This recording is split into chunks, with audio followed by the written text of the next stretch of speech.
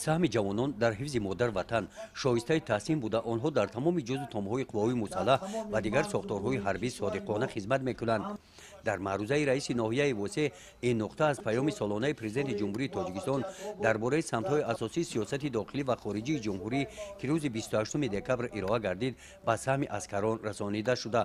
با آنها برای باوری رهبری دولت در سمت محافظت وطن احسن و آفرین خواندند و در این محیط ایدانه سربازان شجاع وطن را بخشیده به فرارسی سال نو میلادی تبریک نموده. با آنها در اجرای قرض شهروندی ادای خدمت وطن مادر برای کامیابی ها آرزو کردند.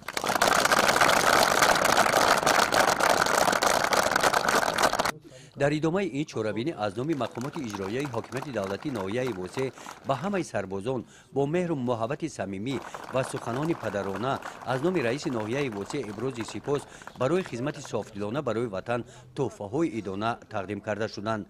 در نوبت خود سربازان جواباً به غمخوری دولت مینداری خیش را بیان نموده ابراز می‌نمودند که آنها همیشه برای خدمت وطن مادر آماده بوده قرض شهروندی خیش را صادقانه ادا می‌نمایند.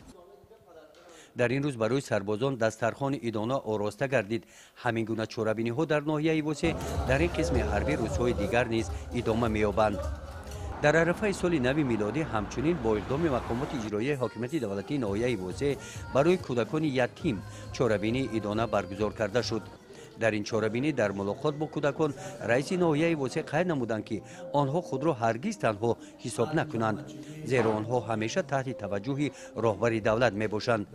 برای بالیدروهی کودکان از نام مقامات اجرایی حاکمیت دولتی ناحیه وسه با آنها تحفه‌های ادانه تقدیم کرده شدند.